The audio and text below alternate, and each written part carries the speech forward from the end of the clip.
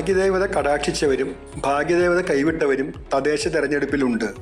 വോട്ടുകൾ ഒപ്പത്തിനൊപ്പമായാൽ തദ്ദേശ തെരഞ്ഞെടുപ്പിൽ വിജയിയെ നിശ്ചയിക്കുന്നത് നറുക്കെടുപ്പിലൂടെയാണ്. ഭാഗ്യം തുണച്ചവർ കൗൺസിലിലെത്തും. നിർഭാഗ്യവാൻ തോറ്റ സ്ഥാനാർത്ഥിയായി മാറുകയും ചെയ്യും.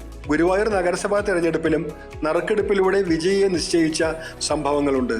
അത്തരമൊരു ഘട്ടത്തിൽ പരാജയം രുചിക്കേണ്ടി വന്ന സിൻഡോ തോമസിന്റെ അനുഭവമാണ് ഇത്തവണത്തെ ദേശപ്പോരിലെ കൗതുകങ്ങളിൽ പറയുന്നത്. ഒരു വിജയത്തിനോടടുത്ത ഒരു തോൽവി എന്ന് പറയാവുന്ന നേരത്തെ സൂചിപ്പിച്ച പോലത്തെ ഒരു ഇതിൽ ഇനി മുന്നോട്ട് പോയത്.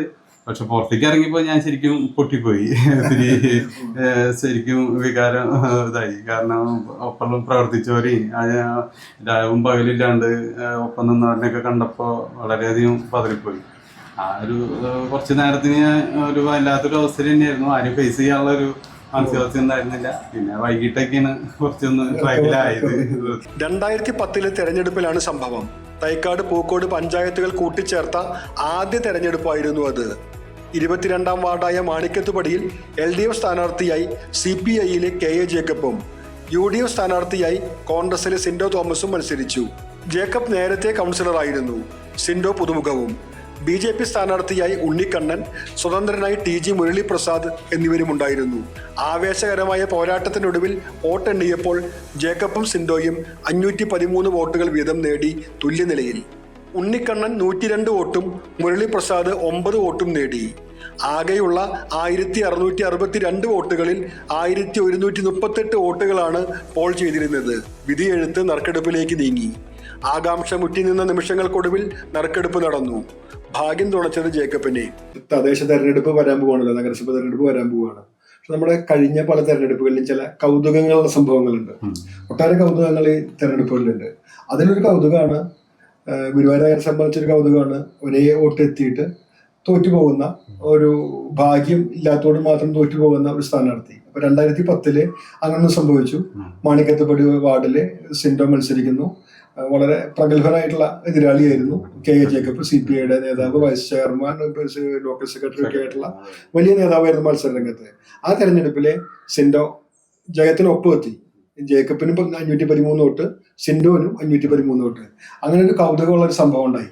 ആ സംഭവമായിട്ട് ബന്ധപ്പെട്ട സിൻഡോന്റെ ഓർമ്മകളാണ് നമ്മൾക്ക് പ്രേക്ഷകരുമായിട്ട് പങ്കുവയ്ക്കാനുള്ളത്. വോട്ട് കൂടുതലുള്ളതുകൊണ്ട് തന്നെ നമ്മളെ വാർഡ് 2 ബൂത്തായിട്ടാണ് തരംതിരിച്ചിട്ടുണ്ടായിരുന്നത്. അത് ആദ്യത്തെ ബൂത്തില് എനിക്ക് മേൽക്കൈ കിട്ടുക ചെയ്തത്. അപ്പൊ തന്നെ പൊതുവെ ഒരു ഇലക്ഷൻ ട്രെൻഡിൽ ഞങ്ങൾ കോൺഫിഡൻസിലായിരുന്നു. പിന്നെ രണ്ടാമത്തെ വോട്ടില് പ്രതീക്ഷ ആദ്യത്തെ ബൂത്ത് കഴിഞ്ഞപ്പോ തന്നെ നമുക്ക് ഒരു ഉണ്ടായിരുന്നു. പിന്നെ രണ്ടാമത്തെ ബൂത്ത് എണ്ണിയപ്പോഴാണ് ചെറിയൊരു ഷോട്ട് വന്നത്. അതുപോലെ തന്നെ പോസ്റ്റൽ വോട്ടിനും എനിക്കായിരുന്നു മെജോറിറ്റി. രണ്ടാമത്തെ ബൂത്ത് ഭാഗം കൈകാര്യം ചെയ്തപ്പോഴാണ് എണ്ണി കഴിഞ്ഞപ്പോഴാണ് കുറച്ച് താഴെ വന്നതും. പിന്നെ ടാലി ചെയ്ത് നോക്കിയപ്പോഴാണ് സമാസമത്തിൽ എത്തിയത്. വളരെയധികം എക്സൈറ്റ് ആയ ഒരു സിറ്റുവേഷൻ ആണ്. എന്താണ് ഇങ്ങനെ, ഇനി എന്താണ്, വളരെ ഒരു ആകാംക്ഷ നിറഞ്ഞ ഒരു നിമിഷങ്ങളാണ് അവിടെ ഉണ്ടായിരുന്നത്. ടൗൺ ഹാളിൽ തന്നെയായിരുന്നു. ഇനി അടുത്ത നടപടികൾ എന്താണ്, അതിന്റെ നടപടി എങ്ങനെയാണത് കൈകാര്യം ചെയ്യേണ്ടത്, നമ്മൾ എന്ത് നിലപാടെടുക്കണം. കാരണം ജയിക്കപ്പെട്ട ഒന്ന് പതറിയുണ്ട്. ആ സമയം ഒന്ന് മടിച്ചു പല കാര്യങ്ങളും മുന്നോട്ട് പോവാൻ. അപ്പൊ ഞങ്ങളും ഒരങ്കലാപ്പിലെ എന്ത് വേണം എന്നുള്ളതൊക്കെ.